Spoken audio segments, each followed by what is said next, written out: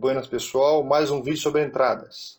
Continuação, para quem não assistiu os anteriores, por favor, volta lá desde a introdução e assiste para poder entender o que eu vou falar aqui hoje, pegando assim a continuidade. Hoje eu vou falar do bigodinho. O bigodinho, carinhosamente chamamos o bigodinho, um movimento que o CCI costuma fazer vez ou outra. Eu me apropriei desse nome bigodinho, que o Didi usava em outro indicador, mas o CCI faz muito parecido, então resolvi me apropriar desse nome também, bigodinho. O que é o bigodinho do CCI? O bigodinho do CCI, ele é um causador de muitos stops, se você não entende um pouquinho do que está acontecendo ou não tem um outro indicador para apoiar a tua decisão. Isso é um bigodinho do CCI, ou seja, ele compra, autoriza a compra e de repente ele volta para essa zona, autorizar a compra novamente, volta. Ou seja, ele dança, ele faz um bigodinho em cima do menos 100, pode ser em cima do 100, pode ser em cima do zero também. As outras linhas não faz diferença, porque como eu uso muito pouco, não faz diferença nenhuma. Mas o mais importante é quando ele está em menos 100 e 100. E isso aqui, para mim, é um problema muito grande. Era, pelo menos, um problema muito grande. Existem alguns tipos de gaps que apresentam esse tipo de movimento quando o preço acumula, certo? Agora, o que acontece? A partir do momento que eu vi um vídeo do JJ, eu estava procurando, porque chegou um ponto que o CCI tinha esse problema, essa lacuna, e me causava alguns stops em alguns momentos. Eu entrava no lugar certo, mas ele voltava e me estopava. Eu não sabia o que estava acontecendo. Então eu precisava de outro indicador que me auxiliasse na tendência principal, na tendência mãe. Como no uso média, né? Fica mais fácil encontrar um indicador. Eu vi um vídeo antigo do JJ, o André lá, e ele inclusive não gosta muito desse vídeo, não sei porquê, é um baita vídeo, eu gostei muito, foi o primeiro vídeo eu acho que ele fez e publicou, e foi o primeiro vídeo que eu vi dele, e passei a utilizar o PVT. Ele é formado pelo próprio indicador, o PVT, ele usa também uma média móvel de 50 períodos, e hoje ele ainda utiliza uma banda de Bollinger de 50 períodos. Acho que foi o Lex que indicou isso para ele, a usar uma banda de Bollinger, e ele testou e começou a utilizar também, e foi realmente muito importante. Vocês vão ver na sequência aqui por que ele é importante. Então o PVT, ele taparia uma lacuna que o CCI deixa, às vezes, em alguns momentos, que é o bigodinho. O que fazer quando temos o bigodinho? Ou seja, quando temos o bigodinho, melhor olhar o que o PVT está fazendo. Aqui nesse caso, se o PVT está vendido, é melhor continuar procurando vendas. Se o PVT está ameaçando comprar, então vamos procurar compras. Esperar novamente ele comprar e arriscar nas compras. Então, o PVT, ele para mim hoje ele fica em segundo plano, ou seja, ele primeiro a importância, o grau de importância seria o preço, o Fibonacci, e depois o CCI, que me autoriza sempre as entradas ou não. O PVT é quando o CCI tem dúvida. Quando eu tenho dúvida em cima do CCI, eu utilizo o PVT como referência. E ele é muito eficaz, vocês vão ver isso num exemplo que eu vou passar. Price Volume Trend, PVT, o uso principal dele é que se ele cruza essa média de baixo para cima aqui, e está trabalhando nessa banda superior, ele está dando chance para torada, ou seja, para quem está comprando, para quem quer comprar, ou seja, as compras serão mais efetivas quando ele está acima dessa linha aqui. Ou pullback, ele está fazendo um pullback, depende do que você está observando, e quando ele cruza para baixo, essa média de 50, ele está dando oportunidade para orçada, ou seja, o pessoal que quer vender, que está trabalhando na venda, então quando ele trabalha aqui embaixo, ele trabalha vendido. Outra coisa interessante de se observar, depois que colocaram a banda de Bollinger, é que quando ele sai para fora da banda de Bollinger e volta para dentro, ele tende o preço a retornar às médias, para quem utiliza a média. Como eu não utilizo média, se ele está fazendo esse movimento e eu estou esperando um pullback, eu tenho quase certeza que o pullback pode acontecer. Mesma coisa aqui, sai para fora quando ele volta para dentro da banda de Bollinger. Outra forma de se utilizar o PVT. Outra coisa interessante do PVT são a abertura e fechamento da banda de Bollinger. Ou seja, quando está abrindo a banda de Bollinger, quando ela abre, a volatilidade está aumentando. Quando diminui, a volatilidade está diminuindo também. Você vê como a banda de Bollinger, uma tendência iniciou, o CCI já está vendido, você fez uma entrada, logo depois que ele está sempre atrasado, o PVT, dificilmente ele se antecipa ao CCI, ou ele cruza junto, que também é raro, mas quando acontece a paulada é grande, mas normalmente ele está atrasado, um pouco mais atrasado, principalmente no 2 minutos como eu utilizo, ele está sempre um pouco mais atrasado, só que ele é mão forte, ele fica mais tempo na operação. Quando tu vê uma operação dessa iniciando, banda de Bollinger abrindo, sabe que a tendência pode ficar bem forte. E aqui quando ela começa a se fechar, e o PVT começa a vir em direção à média, mesmo antes de cruzar, você já vai ver que o CCI já mudou a direção. Então isso é bem interessante de se observar. Aqui eu vou mostrar um exemplo até interessante. Vimos uma tendênciazinha de baixo, uma lateralização. Você vê que quando começou a lateralizar aqui, ele fechou a banda de Bollinger, ó, continua fechadinho enquanto está lateralizando. Por isso tentou escapar para baixo e já deu uma guinada, ou seja, ele cruzou, ó, ele não tinha cruzado ainda, está para baixo aqui, paralelo praticamente à média, né? A média ficou flat e de repente ele foi lá e cruzou. No que ele cruzou, o preço inverteu e a tendência inverteu também aqui. Com certeza o C6 já estava autorizando em algum momento aqui anterior a esse, certo? Aqui a banda se abriu, dizendo que a tendência tinha iniciado e a bagunça começou novamente. Agora, o pessoal que utiliza a média. Eu vou colocar aqui a média exponencial de 9 períodos, foi o que eu utilizei por um bom tempo. Eu gosto só de dois tipos de entrada na média, que é quando ele fecha para dentro da média, o rompimento do candle que fechou para dentro da média, e quando ele testa a média. Para mim são as duas entradas mais fortes. Aqui um exemplo. Mas aqui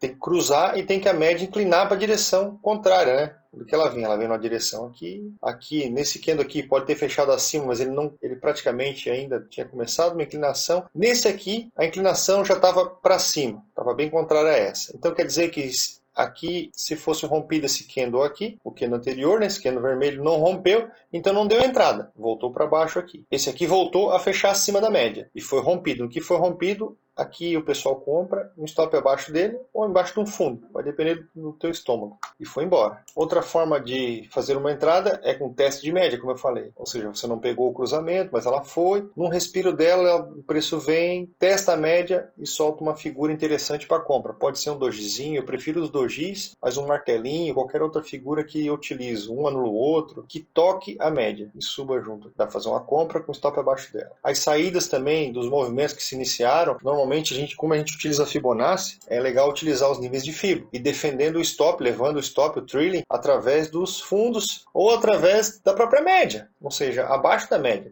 Se algum candle fechar abaixo dela, coloca o stop exatamente um pouco abaixo deste fechamento, porque se ele for rompido, ele vai dar início à sequência. Agora, colocando um Fibo, como é que fica essa entrada com média colocando um Fibo? Claro, o Fibo e o preço vão trabalhar junto. Por exemplo, se eu não peguei nada nessa descida aqui junto à média aqui, eu espero sempre uma confirmação de Fibo, vamos dizer assim, um exemplo. Então aqui tem uma pernada, o preço voltou, opa, fechou acima aqui, cruzou, mas não inclinou tanto, beleza. Mas eu compro nessa região? Não. Se fosse teste 111 e tivesse fechado acima com ela inclinada, daria para comprar. Mas não é o caso. Por quê? Porque ou eu espero que vá no 61, no 111 para subir ou 61.8 para cair. Mas o que ele fez aqui? Ó? Ele começou a fazer fechamentos até acima aqui. Isso aqui é só uma regra de coloração, tá? Nada mais é do que se ela fechou mais do que o fechamento anterior, ela vai ficando verde. Se fechou abaixo do fechamento anterior, ela vai ficando vermelho. Da própria média. Aqui ele fez um anula o outro, em cima do 61.8. Então daqui para baixo, eu já tenho que começar a procurar venda. Se os meus indicadores estão dizendo para vender. Mas se eu for olhar só a média aqui, não dá para vender. Então o que eu tenho que fazer? Esperar fazer um fechamento abaixo.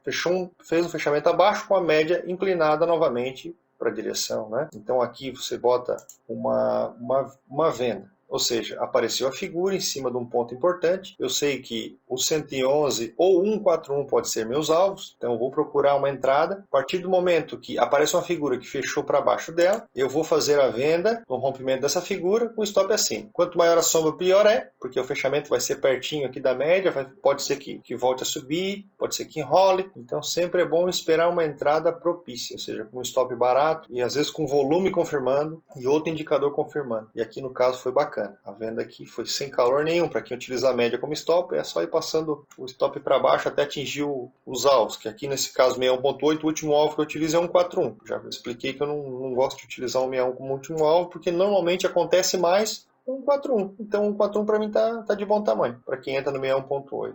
Outro exemplo de média exponencial, isso aqui eu acho que foi no dólar. A média está para cima, o gap abriu, traçou o Fibogap, ele veio dançando para baixo aqui, então isso aqui realmente virou um topo com single candles. Região de 61.8, testou média por cima, soltou uma pipoca, uma, duas, soltou um candle pequenininho também aqui, todo o sinal que eu preciso para fazer uma entrada, ou seja, região de 61.8, pipoca, teste de média. Se tivesse outros indicadores comprando, quantos jogadores tem a teu favor para fazer essa compra? E muita gente não faz essa compra, porque não vê, mas tu não vê e começou a enxergar isso a partir desse vídeo, parabéns para você. Mas tem que treinar, não adianta só ficar observando aqui, tem que treinar, tem que pegar gráfico parado e tentar encontrar esse tipo de situação.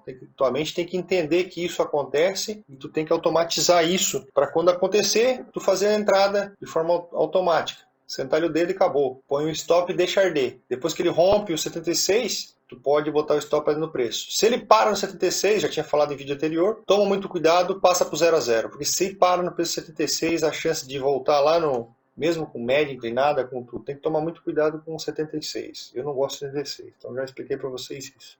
Fizer entra no 61.8, parou o preço, dançou no 76, toma cuidado, protege pelo menos a operação. O Caco também utiliza duplo rompimento, isso aqui aprendi com ele, um candle que ultrapassa as duas médias ao mesmo tempo.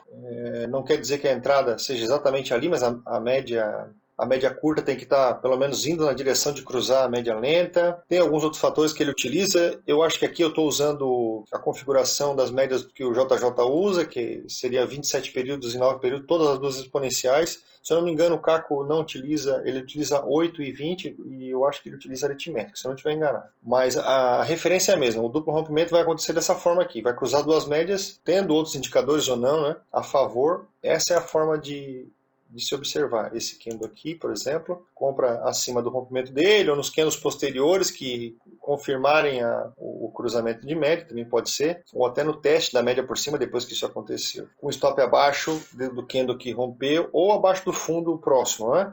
Agora, utilizando o mesmo movimento, só que com Fibonacci, ou seja, nós tínhamos uma perninha de baixa, eu vou traçar uma projeção, ou seja, a projeção é quando tu traça o Fibonacci em direção contrária ao preço, ou seja, o preço estava caindo, eu tracei o Fibonacci subindo. Por quê? Porque eu quero ponto para compra. Aqui era uma região de fundo, eu já estava imaginando, pode ser que aqui tivesse um fundo mais baixo, à minha esquerda, que eu não estou vendo aqui, mas a situação era mais ou menos essa. O preço vinha vendido, não fiz essa venda. Aqui embaixo soltou o quê? Soltou um anula o outro, bem no menos 11. E de repente soltou aquela pipoca lá que eu mostrei, pipoca, aquela barra gigante que eu mostrei, cruzando, criando o duplo rompimento das duas médias aqui, em região próxima ao 23. Vamos dizer que eu quero esperar uma confirmação de nível, eu posso esperar o preço ganhar o 23, entrar nessa pipoca aqui, entrar em qualquer... ou nesse sanduíche, aqui é um candle sanduíche, como eu já expliquei, e fazer a entrada ou na média, teste média, mas meu alvo é lá no 111, se eu fizer a entrada aqui no 23, né? Como eu falei, eu não faria, dependendo do stop aqui, daria para entrar nesse menos 11, que eu gosto, é o último ponto que eu escolho para entrada, mas daria para fazer essa entrada, dependendo do tamanho do stop aqui. Se fosse pequeno, se fosse grande, deixaria passar. Como eu não uso média, eu não faria esse duplo rompimento, né? Mas, para quem gosta, para quem curte, tá aí mais uma forma de fazer entrada. Compra no duplo rompimento aqui, deixa arder e leva até o 23. Beleza? A mesma imagem com Fibo, com a média, com o duplo rompimento, com a figura de fundo que deu aqui, só que com o CCI que eu já tinha explicado anteriormente. Ou seja, depois que ele passou por um bigodinho aqui, que eu imagino que o PVT pode estar comprado ou vendido, o que eu estou mostrando para vocês aqui? Que aqui ele já autorizou compra. Então, se eu tinha aqui um menos 11, um DR, um CCI que já estava autorizando, região de 23% ganhando preço aqui, ó. Aqui é um ponto muito bom. A estatística está totalmente ao teu favor. Vou fazer uma entrada aqui e levar o trade. E tem que sentar na mão e levar até os alvos para valer a pena o risco-retorno que vocês estão correndo. Eu vejo muita gente entrando no 23, o preço mal pipocou aqui em 61.8 por baixo, o cara zera no dedo. Depois vê ele testando por cima e por baixo o 76, segura no 61 e vai embora. Aí tenta entrar aqui em cima para pegar 111, 141, ou tenta entrar lá no 41 quando o preço já está lá. Tem que deixar andar, cara. Já falei por estatística, se ele para no menos 11, ele vai pelo menos 76. Foi isso que ele fez, ó. Foi direto. Aqui ele balbuciou, mas o 61 segurou, confia no 61 e vai até o 111. É uma maravilha, não é? Agradeço a paciência de vocês aqui e calma que ainda vai ter mais vídeo sobre entradas. Valeu?